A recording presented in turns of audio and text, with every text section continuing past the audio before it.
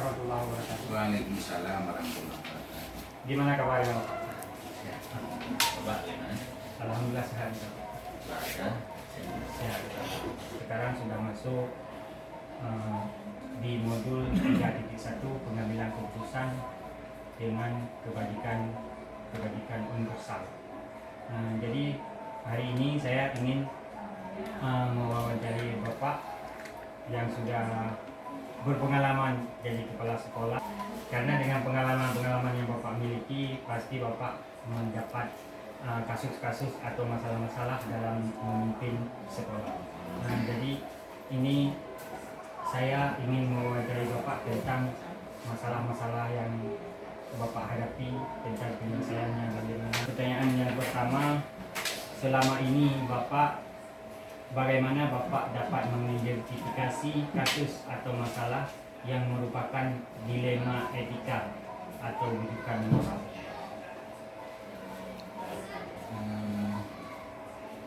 Untuk mengidentifikasi masalah yang timbul atau dilema etika tersebut, saya pikir itu memang nampak jelas bahwa itu adalah dilema, bahwa itu adalah hal yang bermasalah. Jadi istilahnya permasalahan itu datang sendiri, timbul sendiri, nampak di mata kita. Jadi untuk mengidentifikasi masalah itu, misalnya masalah kedisiplinan atau masalah tidak mau belajar, itu nampak bahwa seseorang itu seseorang itu. Jadi untuk mengidentifikasi masalah itu, saya pikir terutama tentang tema ini jelas nampak Berarti Bapak yang dapat saya simpulkan dari Bapak, berarti masalah itu bukan kita cari Pak ya, tapi masalah itu datang sendiri. Bagaimana kita mengidentifikasinya, mana yang masuk dalam dilema etika dan rujukan moral gitu Pak ya. Kemudian pertanyaan yang kedua, selama ini bagaimana Bapak menjalankan pengambilan keputusan, terutama untuk kasus-kasus di mana ada dua kepentingan yang sama-sama benar atau sama-sama mengandung nilai kebaikan?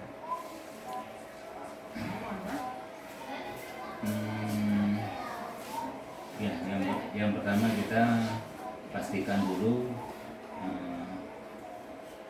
kepentingan apa atau arah kemana kita harus berjalan, atau apa yang harus kita kerjakan sehingga tujuan kita tercapai. Kemudian ketika yang harus kita kerjakan itu ada dua jalan yang harus kita tempuh, ya, tentu adalah sebuah tema, dan itu kita akan kita mengadakan perbincangan, kita wawancara atau memintai beberapa pendapat atau kawan sehingga kita bisa dapat mengambil yang terbaik untuk masalah. Dapat saya simpulkan Pak, yang pertama kita pastikan dulu apa yang kita kerjakan atau kita identifikasi dulu masalahnya, kemudian bermusyawarah dengan pemangku kepentingan untuk mengambil suatu keputusan yang baik Pak ya. Kemudian yang pertanyaan yang ketiga, langkah-langkah atau prosedur seperti apa yang biasa Bapak lakukan selama ini? Ya, seperti biasa, apabila ada permasalahan kita selalu bermusyawarah, kita selalu bermufakat untuk kita selesaikan masalah tersebut. Dan kadang-kala memang ada hal-hal yang bisa kita selesaikan langsung, hal-hal yang kecil yang terjadi, tidak ada insiden yang terjadi, hal insiden kecil itu langsung kita selesaikan dengan segera. Baik, dapat saya simpulkan berarti langkah-langkah atau prosedur yang Bapak jalankan sekarang itu bermusyawarah atau bermufakat untuk menyelesaikan suatu permasalahan atau kasus. Kalau kasus itu kecil bisa langsung diselesaikan di tempat begitu Pak ya. Kemudian pertanyaan yang keempat, langkah-langkah apa saja yang selama ini Bapak anggap efektif dalam pengambilan keputusan pada kasus-kasus atau masalah dilema etika?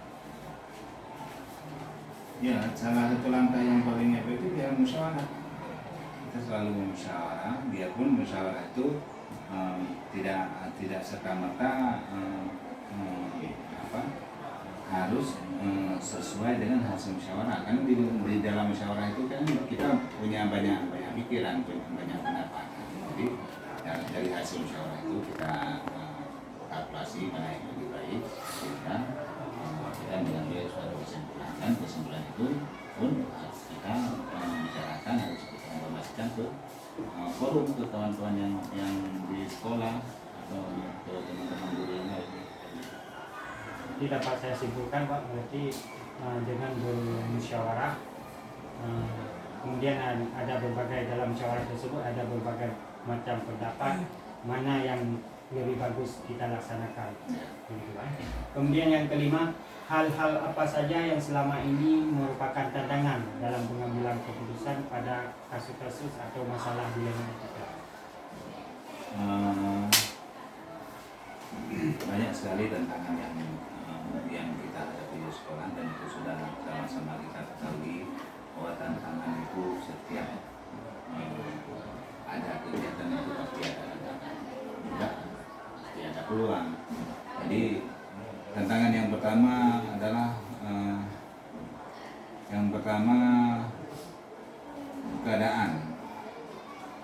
keadaan seseorang atau keadaan tertentu yang menuntut kita harus begini, yang menuntut kita harus begitu. Jadi untuk mengubah kebiasaan atau tantangan tersebut memang butuh waktu, dan kita wajib mengetahui, wajib mendalami kenapa atau bagaimana atau sejak kapan itu terjadi terhadap seseorang tersebut. Jadi seandainya dilema itu timbul lantaran keluarga, berarti jelas itu bukan penyebabnya dari pribadi seseorang. Terus seandainya terjadi itu di lantaran pribadi, ada salah bergaul dan lainnya, itu juga merupakan tantangan kita, harus mengenal si pribadi tersebut dari pribadinya sampai dengan keluarganya. Berarti dapat saya simpulkan Pak, hal-hal yang merupakan tantangan dalam pengambilan keputusan banyak sekali. Setiap ada kegiatan pasti ada tantangan tersendiri. Kemudian tantangan tersebut ada yang dari pribadi sendiri, ada dari lingkungan, dan ada dari keluarga. Begitu Pak ya. Kemudian yang pertanyaan yang selanjutnya, apakah Bapak memiliki sebuah tata kelola atau jadwal tertentu dalam sebuah penyelesaian masalah dilema etika?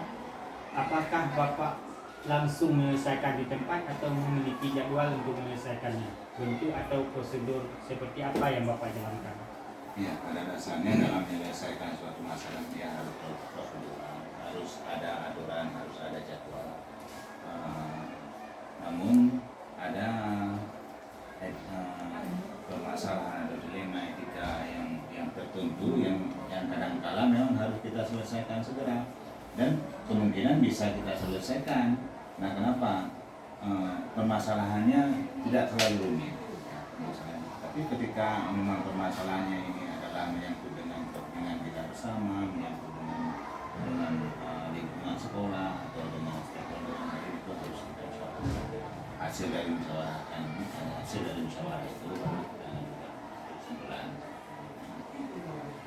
Jadi dapat saya simpulkan Pak, berarti kalau menurut prosedur harus terjadwal Pak ya? Ya.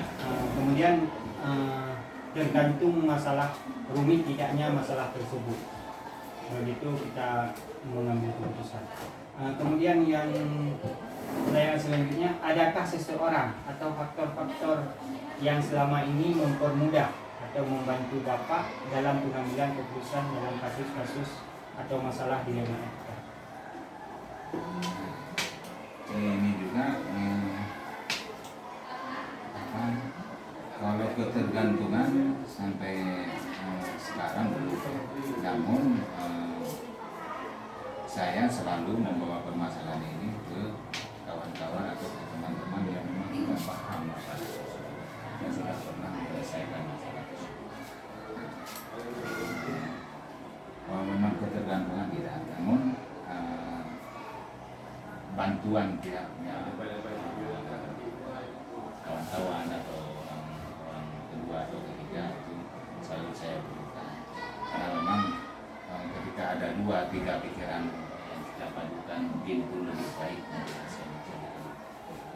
Tidak dapat saya simpulkan dari jawaban Bapak, nanti dalam seseorang atau faktor-faktor apa yang selama ini mempermudah membantu Bapak, nanti Bapak ketergantungan dengan orang lain dulu, kemudian khusus ke ketergantungan orang tertentu itu belum. ya.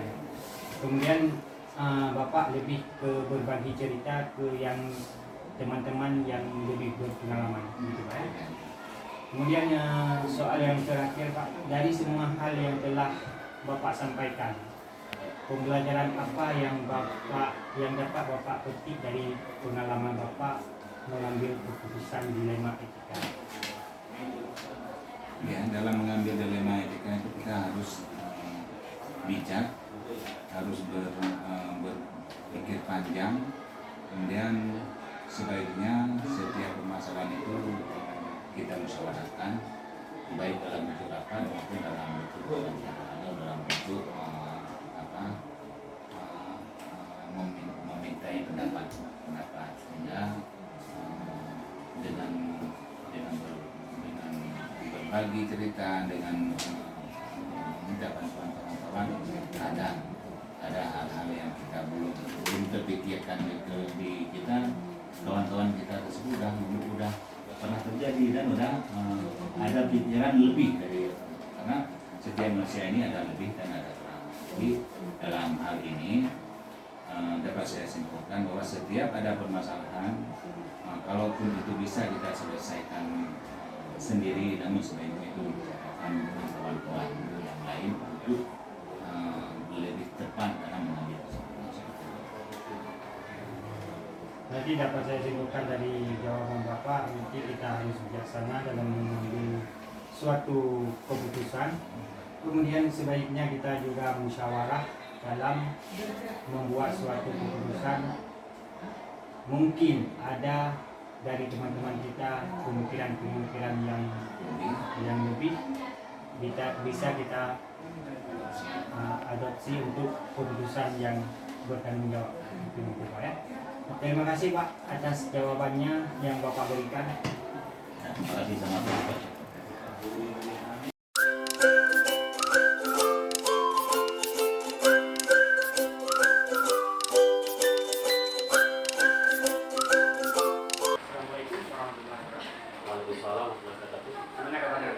Alhamdulillah sehat.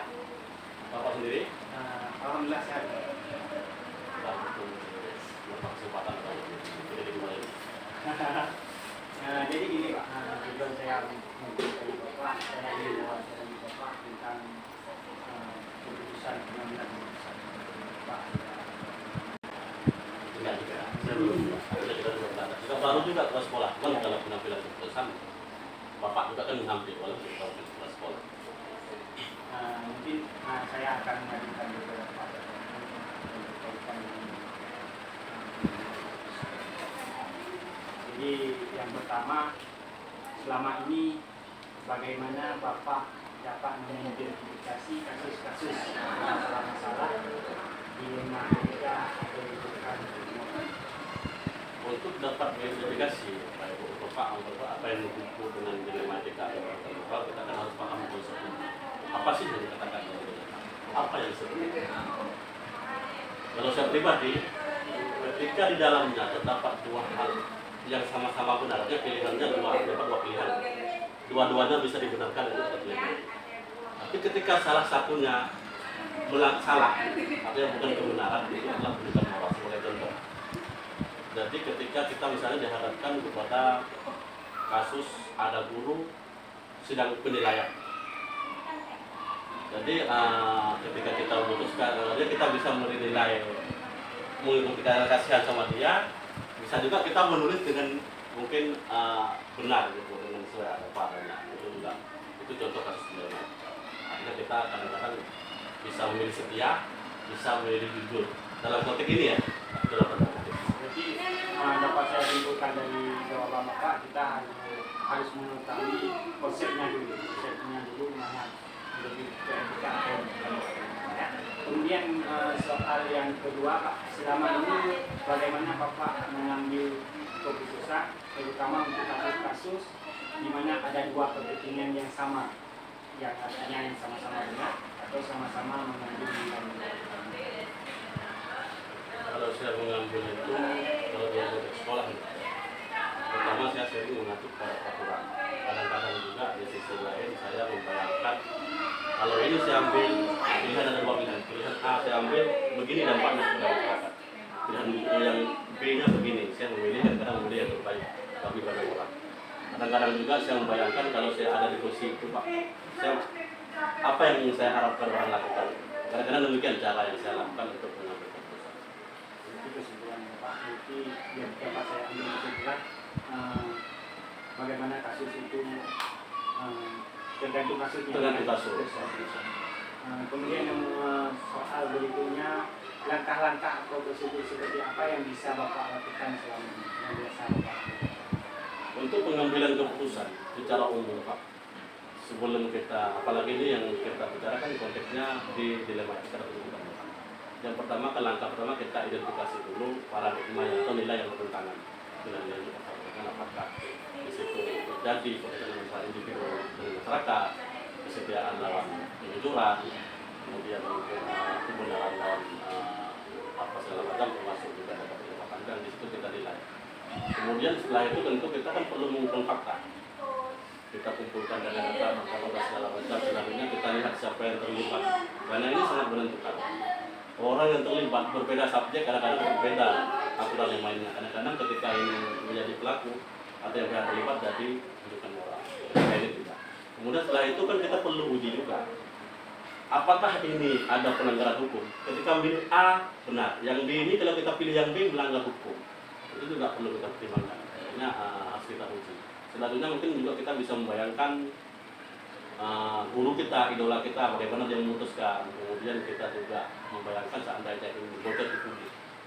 Pilihan ini kita lakukan dan bocor di publik. Bagaimana perasaan kita itu juga perlu kita perhatikan. Selanjutnya setelah itu kita lakukan, kadang-kadang juga kita perlu memikirkan jalan ketiga. Tadi kan ada dua pilihan, dilema itu kan dua pilihan. Jadi kadang-kadang kita harus juga mempertimbangkan setelah kita analisa yang tadi, apa sih jalan tengahnya. Nah itu juga perlu kita perhatikan. Selanjutnya mungkin setelah itu kita lakukan, kita lihat setelah balik kita putuskan, dan juga kadang-kadang perlu juga kita evaluasi. Nah, ini secara umum, kalau bahasanya mungkin kita bisa rumuskan masalahnya apa, kita identifikasi ada masalah, kita kumpulkan fakta, kita analisis, dan juga kita evaluasi. Mungkin itu. Jadi kesimpulan yang dapat saya ambil dari pemberitaan Bapak, kita identifikasi dulu masalahnya, kemudian kita kumpulkan faktanya, kemudian kita cari siapa yang terlibat, siapa saja yang terlibat, kemudian kita uji regulasi, baru kita memutuskan keputusan. Gitu, Pak. Ya, sebelum kita putuskan dalam KWN kita melihat kemungkinan lain. Nah, itu yang akan kita lakukan dan juga mungkin juga kita perlu refleksi juga. Kita lihat kembali keputusan itu. Kemudian yang selanjutnya langkah-langkah apa saja yang selama ini Bapak anggap efektif dalam pengambilan keputusan atau kasus-kasus dilema? Kalau langkah secara khusus mungkin seperti yang sudah kita lakukan, itu cukup efektif. Sampai dengan pengambilan keputusan kita melakukan langkah-langkah karena kan keputusan yang baik itu berdasarkan data dan fakta yang ada di lapangan. Itu langkahnya kita identifikasi, kita tentukan data dan fakta, kita analisis. Itu langkah yang kedua. Untuk menjadi lebih efektif tentu kita membutuhkan kolaborasi. Di sini di SDN 7 saya sebagai guru muda, kami berkolaborasi di sini. Ketika ada kasus-kasus apapun kami terbuka. Ada kita kumpulkan 12 sekolah ini, kita diskusikan, ada juga nanti di dalam kasus itu kami tidak bisa memutuskan. Saya kan bisa berkoordinasi dengan PKS, dengan mantan kepala sekolah kami yang baru saja pensiun, artinya kami bisa melakukan hal tersebut. Intinya di samping langkah tadi yang 9, kalau bilang tadi 9 kalau salah, berarti bisa juga dengan kita bantuan pihak yang lain. Ya, juga. Berarti dapat saya simpulkan dari pernyataan Bapak mengumpulkan apa kemudian berkolaborasi dengan seluruh penduduk. Kemudian soal berikutnya, hal-hal apa saja yang selama ini merupakan tantangan bagi Bapak dalam mengambil keputusan masalah ini? Ini terkait dilematika. Tapi kalau berkait cara pengambilan keputusan dilematika sebenarnya Bapak, tantangan terbesar pertama sekali itu adalah menentukan apakah kejadian ini betul-betul jadi dilematika atau bukan. Itu paling penting karena kita kan ada batas yang sama. Kadang-kadang kita salah mengadopsi sebenarnya itu bukan moral, artinya ada pelanggaran atas kesalahan di situ. Kadang-kadang kita anggap dilematika. Di kasus yang lain kita menjadi pelengkap, sebenarnya ini bisa kita milih. Kita langsung secara kaku memutuskan itu bukan moral. Jadi yang pertama yang paling tantangannya adalah menentukan apakah itu dilematika. Yang kedua, tantangannya adalah penerimaan dari pihak yang menjadi objek dari keputusan kita itu. Kalau kita pilih yang ini, karena kan 2 pilihan tadi, apalagi yang melibatkan individu dan kelompok. Kita berdiri di sini, kalau yang sebelah komplit atau sebaliknya, itu kan bisa terjadi. Artinya itu tantangannya. Dan itu kita sebagai pemimpin memang harus siap. Artinya kan tidak ada keputusan yang bisa memuaskan pihak pada kondisi tertentu. Tapi itulah jalan keluarnya. Kita tetap berusaha jalan tengah. Dampaknya apa? Bukan kolaborasi. Kemudian efeknya. Kita dapat saya simpulkan dari berarti kita identifikasi dulu dilematika mana yang paling baik, kemudian Itu tantangannya menentukan dan baru. kemudian tantangannya juga bagaimana keputusan kita itu tidak membuka kesana Untuk menjadi adil. Kemudian pertanyaan berikutnya, apakah Bapak memiliki sebuah jadwal atau jadwal tertentu dalam sebuah penyelesaian dilema etika, atau apakah Bapak langsung menyelesaikan di tempat atau memiliki jadwal untuk menyelesaikan? Kalau dibilang jadwal misalnya saya harus menyelesaikan jam 2 atau nanti malam habis maghrib, saya pikir itu ada. Secara umum saya mengacu kepada sifat dan karakter dari keputusan itu. Kita paham dalam kasus-kasus kadang-kadang kita harus juga keputusan cepat. Saya akan usahakan. Pada kondisi lain kita kadang-kadang harus menunggu. Dalam artian kita harus menunggu ada pihak-pihak yang harus kita libatkan di situ. Kita harus menunggu. Artinya secara umum kalau terkait dengan Bapak tadi, apakah saya punya jadwal tidak? Tapi saya tetap akan membutuhkan waktu minimal untuk melakukan secara cepat langkah-langkah yang saya bilang tadi. Kita kumpulkan datanya, kita analisis, artinya prosesnya itu harus terjadi. Jadi dapat saya simpulkan, jadi tergantung kasusnya. Tergantung kasusnya bisa dijadwalkan untuk rapat atau dimintakan orang-orang lain atau tidak. Itu tergantung kasusnya. Kemudian yang selanjutnya, adakah seseorang atau faktor-faktor apa yang selama ini mempunyai membantu Bapak dalam mengambil keputusan? Pasti ada. Karena kita kan manusia secara makhluk sosial kan memang tidak bisa sempurna. Kita kan penuh dengan kekurangan. Jadi yang paling membantu saya tentu saja di sini kalau di studio sekolah ini adalah seluruh warga sekolah. Kami sering berkolaborasi bahkan untuk hal kecil sekalipun. Kami mencoba terlebih kalau dilema etika kan memang perlu banyak pihak. Kita coba libatkan. Kemudian orang lain mungkin di luar lingkup sekolah bisa KPKS, bisa komite, mungkin kita libatkan. Kadang-kadang dia juga punya guru atau tokoh yang saya anggap senior dan juga yang saya ada buat yang pendapat. Artinya kalau secara pihak-pihak itu, kalau faktor mungkin saya pikir saya tidak mungkin kondisi yang bagaimana tidak ada. Saya pikir itu aja. Tapi kalau faktor mungkin harus nyaman, kondisi yang bebas tekanan mungkin itu dibutuhkan. Kalau saya memutuskan secara umum, kalau pihaknya enggak ada. Kan faktornya mungkin beberapa tantangan sendiri. Jadi dapat saya simpulkan seseorang atau faktor yang selama ini membutuhkan akan terdapat di Jawab, atasan, guru, komite, dan sama-sama baik. Kemudian ini yang terakhir Pak, dari semua hal yang telah disampaikan yang telah Bapak sampaikan. Pembelajaran apa yang dapat Bapak petik dari pengalaman Bapak mengambil keputusan di Remaja? salah satunya kita ambil yang benar. Ketika kita berbicara konsep pengambilan keputusan, sebenarnya ini kan sudah teliti berkali-kali dan banyak sekali penelitian. Dan terbaru kita juga ada penerapan yang disebutkan itu.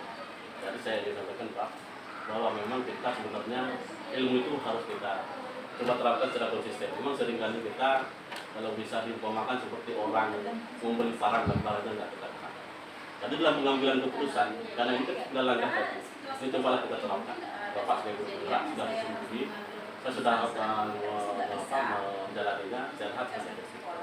Kemudian Pak yang paling Bapak ingat sebagaimana juga yang didapatkan dalam mengambil keputusan ini Pak, Bapak tidak boleh saya buka pada Bapak. Pertama bahwa Bapak tidak boleh hanya mengacu semata-mata pada peraturan. Ada kalanya Bapak harus melihat bagaimana sih dampaknya secara umum pada orang banyak. Di sisi lain kadang-kadang Bapak juga harus menggunakan rasa peduli, empati. Artinya kalau saya di situ, apa sih yang saya harapkan? Jadi intinya saya tidak ingin menggurui. Ya, mungkin Bapak masih banyak kali melanjutkan juga saya sudah ke sekolah tentu masih baru. Kan dilema etika saya pikir kita juga alami. Cuman konsepnya mungkin kalau di Bukit sudah memberikan struktur dari sudah tetapi sudah kita artinya dari sini mohon maaf juga bila nanti dari jawaban ada yang berkembang Bapak ini bisa melihat tadi maksud Bapak ini kita jawab itu jadi kita mohon maaf dan juga saya rasa saya juga terus banyak belajar karena pengambilan keputusan ini sebenarnya dia berubah juga dia sangat dinamis artinya terus berkembang apalagi hukum yang terus berubah dimanapun saya rasa itu. Saya juga mengucapkan terima kasih karena Bapak sudah memberi pengalaman kepada saya. Semoga saya juga bisa membuat keputusan yang tidak merugikan salah satu pihak memberikan juga keputusan. Terima kasih banyak Pak. Terima kasih atas waktunya.